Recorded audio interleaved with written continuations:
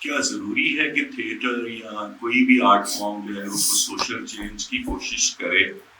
کیا art form it self ایک ایسی چیز نہیں ہوتی جو ہوتی رہنی چاہیے اور اس سے آٹومیٹکلی سوشل چینجز آتی چلی جاتی ہیں؟ سو یہ جو ایک کانشیسنیس ہمیں کرنی پڑتی ہے اپنے ملک میں کہ ہم کوئی سوشل چینج شاید اس سے لے کر آئیں گے، شاید ہم جسٹیفائی کر رہے ہوتے ہیں آرٹ کو، یا کیا یہ وجہ ہے؟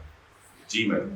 دیکھیے تھیٹر کا بلال جو آپ نے بات کی کہ جی کانشیسنیس ہونی چاہیے یا نہیں ہونی چاہیے، یا کیا جو ایکٹیویٹی آپ کر رہے ہیں، جو کام آپ کر رہے ہیں، اسی میں سے وہ خود ڈیولپ ہو کے کوئی اور چیز نکل آئے، یہ ان میں جو بارڈر لائن ہے وہ بڑی پورس ہے، یعنی کہ ادھر کی بات ادھر چلی جاتی ہے، ادھر کی بات ادھر چلی جاتی ہے۔ اگر معنی خیز آپ بات کر رہے ہیں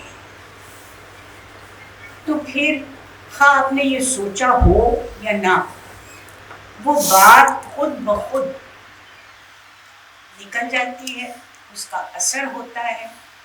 اور میں سمجھتی ہوں سب سے بڑی بات جو ہے تھیٹر میں وہ یہ ہے کہ کبھی بھی اپنی آڈینس کو آپ ڈم نہ کریں کہ جی انہوں کی سمجھ آنی ہے، اسی جو مرضی پہ کریں۔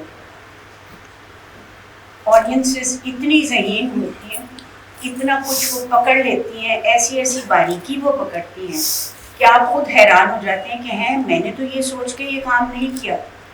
میں آپ کو سچ کپ کا ہی ایک ایگزامپل دیتی ہوں۔ جس وقت ہم نے شروع کیا شعیب صاحب کے ساتھ، تو ہماری جسے کہتے ہیں ریپرٹوری کمپنی، یعنی کہ ہم سارا ایک گروپ تھا، ایک جتھا تھا دوستوں کا، اور اس میں ہم رول بدلتے رہتے تھے، لیکن لوگ بیسکلی وہی رہتے۔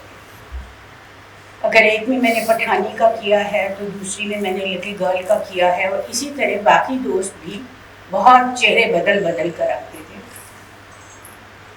یہ کبھی نہیں سوچ کے کیا کہ اس کا کیا اثر ہوگا، یہ سوچ کر کیا کہ بہت کچھ ملک میں ہو رہا ہے جس کے بارے میں تھوڑی سی سوچ بچار ہونی چاہیے، ذرا ایک ہلکے پھلکے انداز میں، اور یہ ٹیسٹ کرنے کے لیے کہ کیا ہم ایسے لوگ ہیں جو اپنے آپ پر ہنس سکتے ہیں۔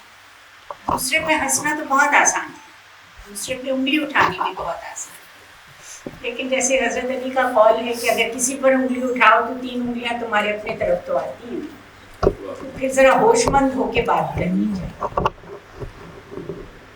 سچ کپ کا نتیجہ یہ ہوا کہ اگر میں نے as a little girl income tax کے سمز کی بات کی کہ میرے والد کے تو سارے ٹھیک ہو گئے، انہوں نے کچھ پیسے دے دیے انکم ٹیکس افسر کو، اور میرے سارے غلط ہو گئے، تو مجھے استاد نے سارا دن کونے میں بٹھائے رکھا۔ تو یہ تضاد جو تھا کہ ایک بچہ کس طرح دنیا کو دیکھتا ہے، اس میں سے کیا سبق حاصل کرتا ہے، کیا اس کو پتہ چلتا ہے کہ وہ یہ 2 چیزوں میں بٹا ہوا ہے، اور اگر اس کو نہیں پتہ چلتا تو دیکھنے والے کو سمجھ آ رہی ہے۔ اس معاملے میں سچ کا بہت ہی کامیاب ہو، نہ تو ہم نے سیریسلی کوئی طنز کرنے کی کوشش کی، نہ ہی کسی کو چھوٹا کرنے کی کوشش کی، صرف یوں کیا جیسے کہ ایک خبر نامہ ہوتا ہے، یہ بھی ہو رہا ہے، یہ بھی ہو رہا ہے، آپ فیصلہ کیجئے کہ آپ نے ان ساری چیزوں کو کس لپیٹ میں، کس رنگ میں دیکھا۔ So I think the consciousness need not necessarily be there، لیکن اس کے ساتھ ساتھ جو تھیٹر کی تاریخ ہے اس میں آپ یہ غور کریں گے کہ بہت سا تھیٹر ایسا ہے جو بالکل ایک مخصوص ایشو کے حوالے سے پرفارم کیا۔ پرانے زمانے میں اگر آپ میڈیول ایجز کو دیکھیے تو یورپ میں آپ کو مسٹری اور میریکل پلیز نظر آتے ہیں جو کہ ٹوٹلی مذہب پر مبنی۔ اگر آپ سب کانٹیننٹ کو دیکھتے ہیں تو آپ کو اپنے سنسکرت تھیٹر میں بہت رام لیلا اور یہ سارا کچھ آپ کو مہابھارت کا نظر آتا ہے۔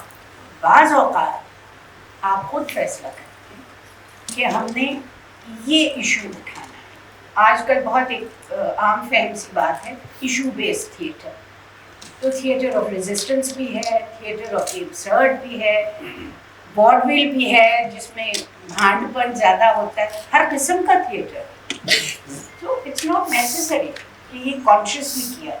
سم پیپل ڈو, جیسے بریکٹ ہے تو کانشیسلی کرتا ہے, ایک ریولیوشن لایا.